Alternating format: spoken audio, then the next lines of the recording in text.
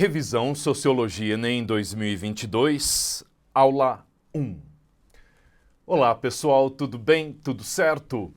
Eu sou o Leonardo e nós vamos fazer uma breve revisão, vamos fazer aqui nesta conversa um rápido apontamento a respeito do que é importante de você considerar para a prova do Enem de 2022, no que diz respeito à sociologia. Então, lembrando aquilo que você, nessa altura do ano, certamente sabe. A sociologia, ela está junto com as outras ciências humanas. Então, ela vai aparecer na tua prova no primeiro dia do Enem. No primeiro dia, você faz a prova de linguagens e a prova de ciências humanas e suas tecnologias ou ciências humanas e sociais aplicadas. São 45 questões de ciências humanas, né? Mais 45 questões de linguagens no primeiro dia. E nessas 45 de humanas, vocês têm história, geografia, filosofia e sociologia. Mas, além disso, é sempre interessante sublinhar para vocês que a sociologia ela é muito útil para a sua preparação para a prova de redação.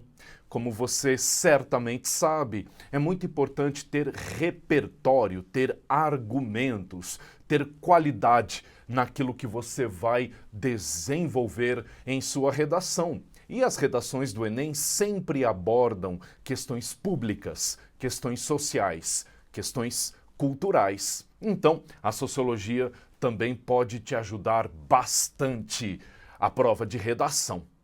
Tá bom? Então vamos lá, vamos conversar mais um pouquinho aqui sobre sociologia, sublinhando aquilo que é legal de a gente considerar, aquilo que é mais importante para a sociologia no que diz respeito à prova do Enem para esse ano. E olha só, pessoal, eu gostaria de começar com vocês abordando esse conteúdo aqui, o trabalho na contemporaneidade. Então, olha só, né? O trabalho, aquilo que nós fazemos para ganhar as nossas vidas, é uma dimensão fundamental dos nossos cotidianos, até mesmo de quem nós somos. Não é mesmo? Concordam comigo? A grande maioria das pessoas passa mais tempo trabalhando em seus dias, em suas vidas, do que fazendo outras atividades, lazer, hobbies ou até mesmo ficando com a família. Então, o trabalho ocupa um lugar determinante na vida social. Isso já faz uns 200, 300 anos, no mínimo, em termos históricos. E o trabalho, ele vai se transformando a cada momento, a cada época, em razão de leis que se mudam, em razão de tecnologias, em razão de funções que nós precisamos dar conta nessa vida social, nessa vida coletiva que nós temos. Então, essas questões, essas particularidades, isso que compõe o mundo do trabalho é sempre importante para a prova do Enem. Eu quero chamar a atenção de vocês para alguns aspectos aí, portanto. Quando nós falamos sobre o trabalho contemporâneo, não é o trabalho hoje, 2022, né? É um trabalho que tem toda uma história, que precisa voltar lá para a primeira metade do século XX, lembrando do Taylorismo e do Fordismo, o primeiro processo produtivo do capitalismo, a esteira de montagem, que barateou o processo de produção e, portanto, conseguiu entregar um produto mais barato, ou seja, a consequência do Taylorismo-Fordismo foi uma massificação, um aumento exponencial da produção e, consequentemente, como os preços eram mais baratos, mais pessoas tinham acesso ao consumo. Então, aquilo que acontece hoje, uma produção e um consumo massivos, começa com o Taylorismo-Fordismo.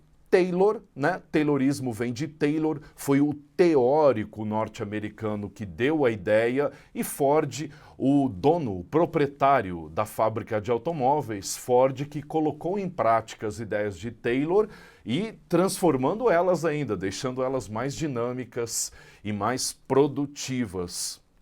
Muito bem, essa lógica taylorista fordista, ela vai se alterar na segunda metade do século XX, quando surge as características que nós vamos chamar de toyotismo. Toyotismo porque essas características, essas mudanças no sistema produtivo vão aparecer pela primeira vez na fábrica de automóveis Toyota do Japão. Muito bem. E é muito importante vocês considerarem as características do toyotismo, porque, em grande medida, o que nós estamos vivendo hoje, 2022, nessas primeiras décadas do século XX, do século XXI, desculpe, começam a aparecer com o toyotismo. Que características são essas? Vem comigo. Primeiro, flexibilização. Uma palavrinha que você certamente já ouviu aí ou já leu em seus estudos. Como entender flexibilização? Flexibilização das leis trabalhistas ou dos sistemas produtivos. Então é o seguinte, no Fordismo, no Taylorismo, as leis eram mais deterministas no que diz respeito à relação entre empregador, patrão e empregado, trabalhador. A lei dizia exatamente o que tinha que acontecer, como, por exemplo, direitos trabalhistas, 13º, previdência privada, férias, né? Foi uma conquista dos trabalhadores.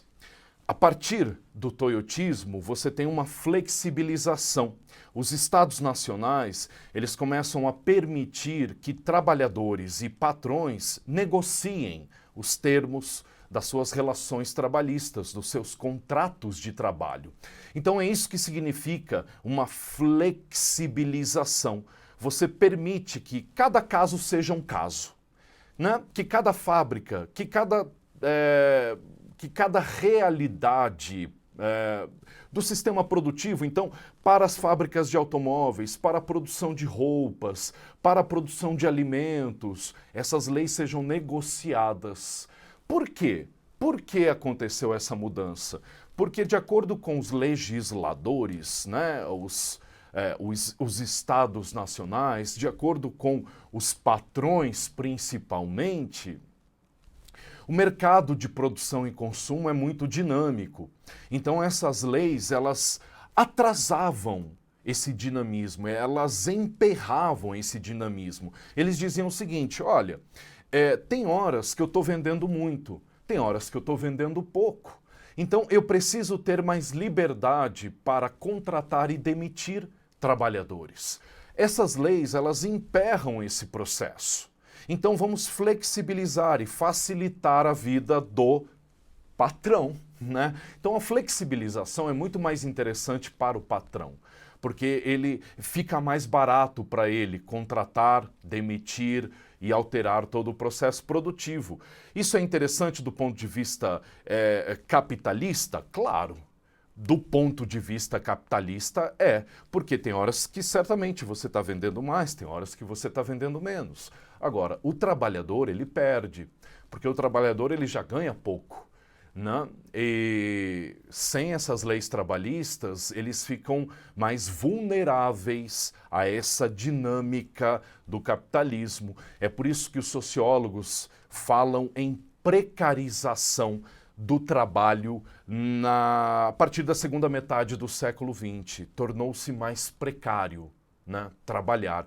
Sociólogos falam que tem muitos trabalhadores, cada vez mais, que trabalham de domingo a domingo, muito, mas mesmo assim sequer conseguem pagar as suas contas, né? Ainda são pobres ou miseráveis. Ok? Uma outra característica desse sistema produtivo que o Enem adora cobrar é a terceirização, ou seja, a divisão da produção entre várias empresas.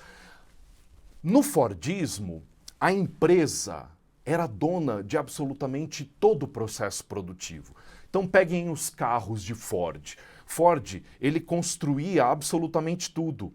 O motor, os pneus, a carroceria, o sistema elétrico, ok? Inclusive o Ford, ele chegou a comprar terras na Amazônia para garantir a produção de borracha para fazer os pneus da Ford. Vejam só vocês, né? Então, uma só empresa era dona de todo o processo produtivo daquele produto. Hoje não. Hoje, essas produções elas foram terceirizadas. Então, é uma empresa que faz o motor, é uma empresa que faz o pneu, é uma empresa que faz a carroceria e é outra empresa que monta esse carro e coloca ele finalmente no mercado. Ok? Inclusive, hoje, esse processo produtivo, essa terceirização do processo produtivo foi globalizada. Então você tem o quê?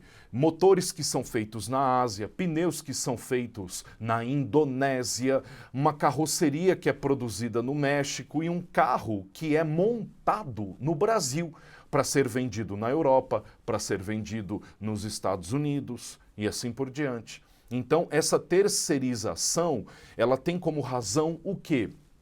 Ficou mais barato você produzir, porque se você tem algum problema no mercado, se você vende menos, não é uma só empresa que vai arcar com todos esses custos, são várias, né?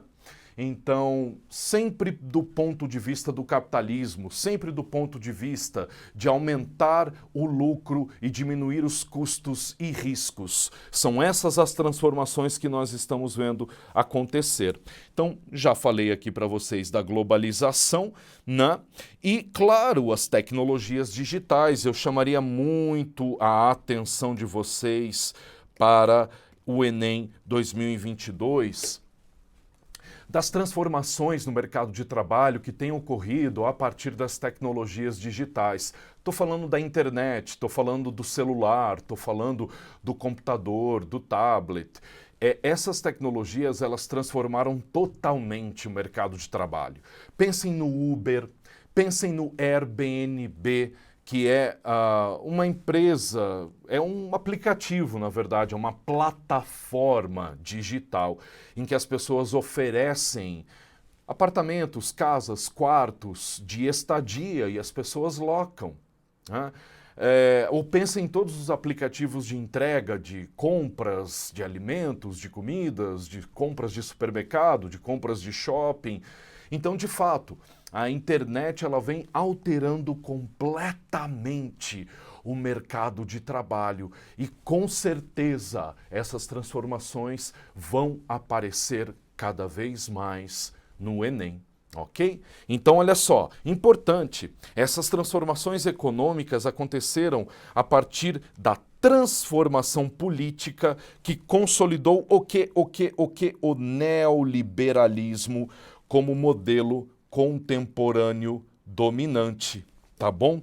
Então, muito importante, isso é uma percepção sociológica fundamental para você. As transformações econômicas, é sobre isso que nós estamos falando aqui, não acontecem sozinhas, elas acontecem a partir de transformações políticas também.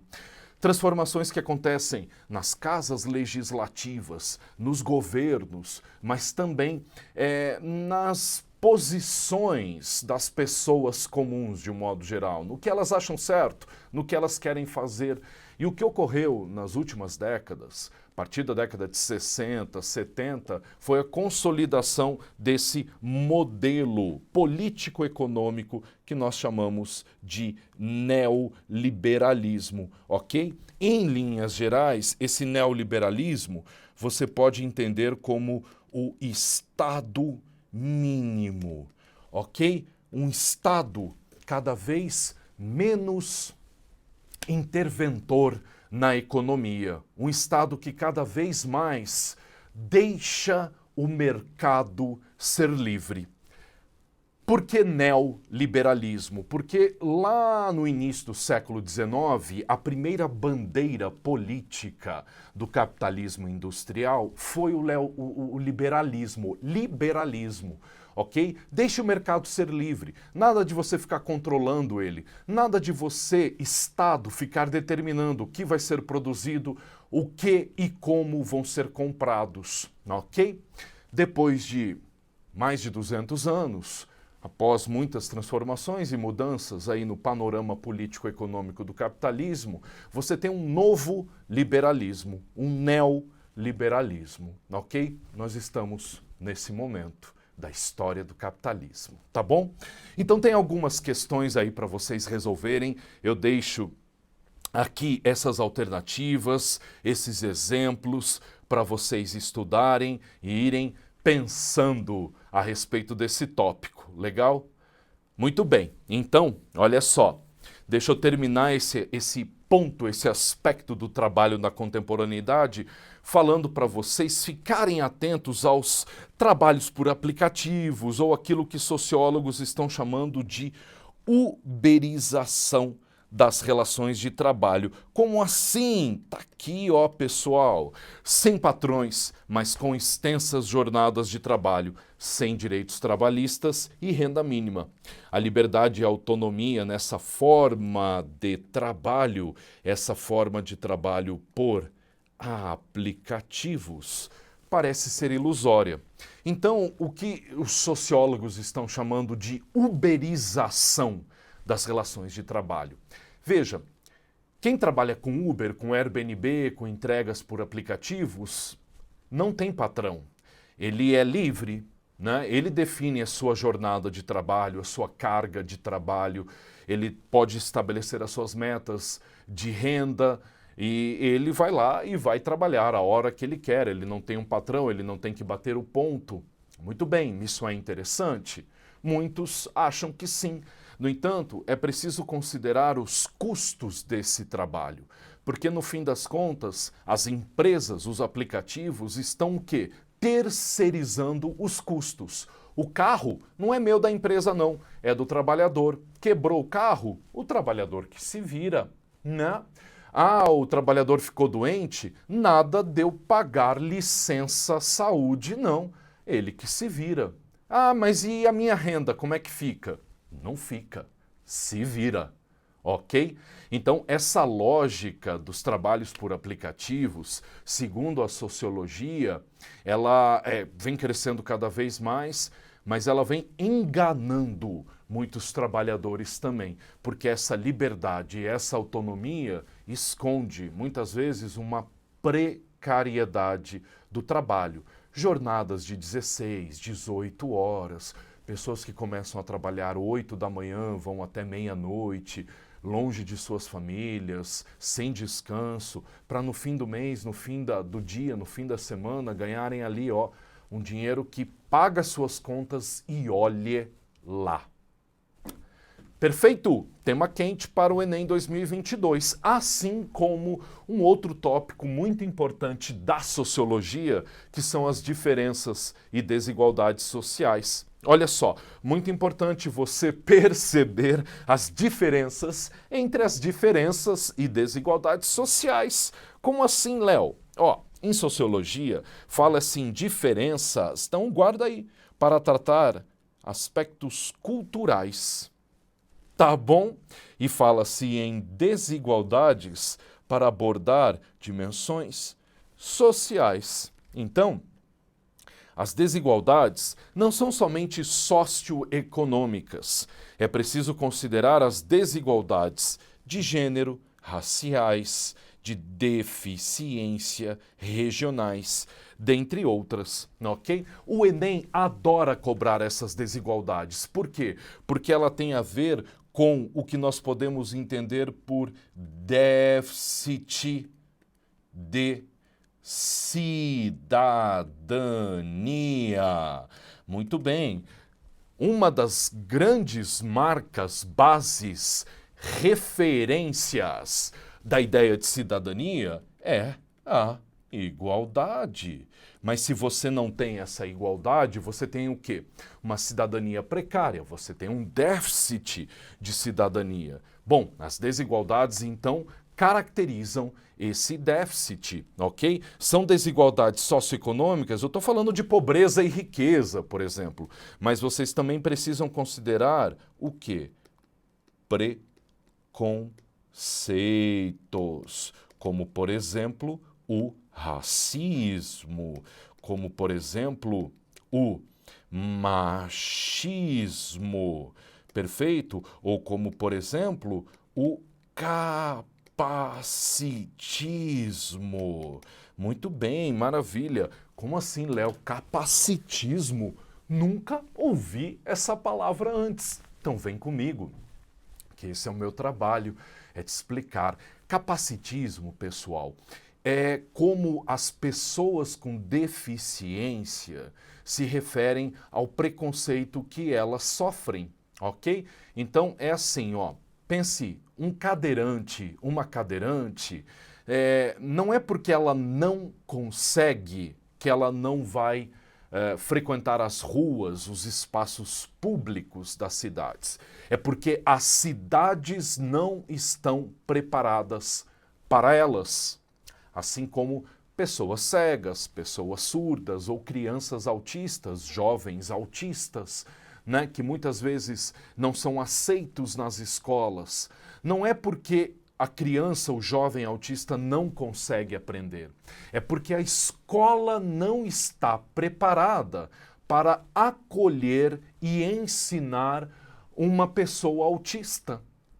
Então, essas barreiras, essa falta de preparo das cidades, dos espaços públicos, das instituições públicas para receber as pessoas com deficiência, é o que tem se chamado de capacitismo, ok? É você determinar que quem pode frequentar a cidade é quem não usa cadeira de rodas. Bom, então você tem um problema aí, um problema de preconceito, uma barreira para a liberdade, para a igualdade das pessoas com e sem deficiência. E o racismo e o machismo, que certamente vocês já conversaram, já estudaram, já pensaram muito a respeito, ok? Então, quando se fala em desigualdades, está se falando sobre esses déficits de cidadania. E o Enem, como uma prova que gosta de promover a cidadania, com certeza adora cobrar aspectos relacionados a essas desigualdades. Muito interessante vocês considerarem que, enquanto as diferenças culturais não são um problema, né, quando nós falamos de diferenças culturais entre, por exemplo, etnias indígenas ou diferenças culturais com pessoas de diferentes tradições religiosas, Oriente Médio, né, os muçulmanos, os judeus, aqui no Brasil, religiões de matriz africana ou afro-brasileira, candomblé, umbanda, as diferenças culturais apontam para a riqueza da experiência cultural da humanidade. Então elas não são um problema. As desigualdades são sim um problema, como eu acabei de indicar para vocês aqui. Para resolvê-lo, o problema da desigualdade, é preciso diminuir as desigualdades e promover os direitos básicos da cidadania. Maravilha? E aqui vocês também têm algumas questões para exercitar as suas perspectivas a respeito das desigualdades sociais.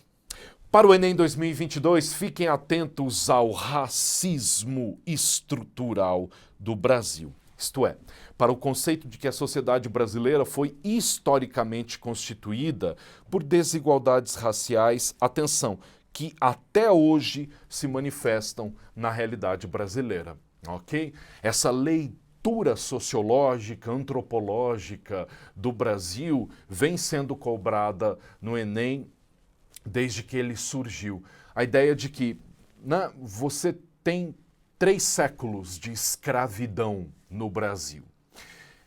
Quando a escravidão é abolida no final do século XIX, o Estado brasileiro fez muito pouco ou quase nada para amenizar, para diminuir as profundas desigualdades raciais que se abriram nesse país. Então, a abolição da escravatura aconteceu em 1888, finalmente. Então, em um pouco mais de 100 anos, essas desigualdades raciais, elas de alguma maneira continuaram existindo. Essa leitura da realidade, da história do Brasil é o que nós chamamos de racismo estrutural, ou seja, um racismo que determinou a nossa realidade, determinou a maneira como as pessoas pensam, a maneira como as pessoas vivem, aquilo que se entende por realidade brasileira. O Enem adora cobrar essa percepção do Brasil e eu diria que é tema quente para o Enem 2022. Eu quero terminar essa conversa, essa breve revisão com vocês, abordando um último aspecto, que é a crise ambiental e o aquecimento climático. Então, em razão do nosso tempo, deixa eu só ler com vocês e comentar esse slide aqui. Em sociologia, pessoal, as condições naturais são moldadas pelas relações sociais e culturais. Então, não dá para separar. A natureza está lá e as relações sociais e culturais estão de outro lado, sem relação, sem conexão. Não, a maneira como nós vivemos molda a natureza, impacta a natureza, transforma a natureza. É, portanto, importante, estou aqui com vocês, quero ler o slide, vamos lá. É importante considerar que a crise ambiental e o aquecimento climático, que são aspectos muito importantes da realidade atual, são consequências do nosso modo de produzir, consumir e viver. Como assim, Léo? Me explica melhor. Deixa comigo, explico sim, tá aqui, ó. O capitalismo industrial, que é o sistema que nós estamos vivendo há pelo menos 200 anos, é um sistema baseado na exploração massiva da natureza. Pense no petróleo, né? Pense na soja, no milho, no algodão, no aço, né? Em todo o minério de ferro que é extraído para produzir todos esses produtos aí que a gente usa, desde carros a aviões, a computadores e celulares. Depois de mais de 200 anos, esse sistema está manifestando sinais claros de esgotamento. É a natureza dizendo assim, olha, eu não seguro tanta exploração assim. Vocês são seres humanos, mais de 7 bilhões atualmente, e para que todo esse pessoal não é só sobreviver, não, é consuma desse jeito capitalista, a natureza não está dando conta, não. Ela está mostrando sinais de esgotamento. O que os cientistas estão falando é que esses sinais de esgotamento, eles podem apontar para uma realidade mais crítica ainda, uma realidade em que a própria vida humana, ou toda forma de vida, de animais, de plantas, começa a ter mais dificuldade de existência, de sobrevivência. Então, não, ninguém está falando aqui em extinção da espécie humana, mas as crises ambientais e o aquecimento climático apontam para uma vida mais difícil, ok? Uma vida mais difícil. E isso tem tudo a ver com a maneira como nós vivemos, como nós produzimos, como nós consumimos e como nós descartamos aquilo que nós usamos. Ok? Saber identificar este esgotamento e saber propor alternativas são competências cobradas no Enem. Vocês têm questões aqui, uma, né? E eu termino dizendo, fiquem atentos a agrotóxicos, ok? A todas essas substâncias utilizadas na produção massiva de não só alimentos, mas de soja, milho, que são produtos utilizados na indústria capitalista. Ok? Então, o Enem tem cobrado questões relacionadas a agrotóxicos, energias limpas e renováveis, ou seja, alternativas ao petróleo, ao combustível fóssil, que é sujo e finito, né? Ele acaba. E considerem também sustentabilidade, um conceito que vem sendo falado há muito tempo, ou seja, de garantir o sustento, ok? De garantir o sustento das novas gerações. Então, é a ideia de responsabilidade. Maravilha? A maneira como nós consumimos hoje, ela precisa considerar que novas gerações vêm aí. Então, nós precisamos ser responsáveis com a sobrevivência delas. Essa é a ideia de sustentabilidade. E também, muito importante, cada vez mais importante, o antropoceno, ok? O antropoceno, pessoal, é a ideia de que nós estaríamos entrando em uma nova época geológica. É isso. Pensem na palavra antropo, que significa humano, seno, era ou época da Terra, ok? Então o antropoceno seria a época da Terra, a idade da Terra, em que as forças humanas moldam a natureza, determinam o planeta. É tudo que nós estamos fazendo nos últimos 200 anos, consumindo, explorando a natureza de uma maneira massiva e brutal e sem pensar nas consequências. Bom, parece que a natureza está mostrando essas consequências e os cientistas estão falando que esse momento é o momento do antropoceno, ok? Então, é isso, ambiente e sociedade, natureza e relações sociais, culturais e econômicas. Tema quentíssimo para o Enem 2022, até mesmo para a sua redação, ok? Bom, tem os exercícios aí no seu material dessa aula para vocês pensarem, refletirem, aprofundarem os tópicos que eu sublinhei para vocês aqui e só me resta desejar boa sorte a todas, todos e todes vocês e ter a certeza que vocês vão muito bem no Enem 2022. É isso aí. Um abraço. Tchau, tchau.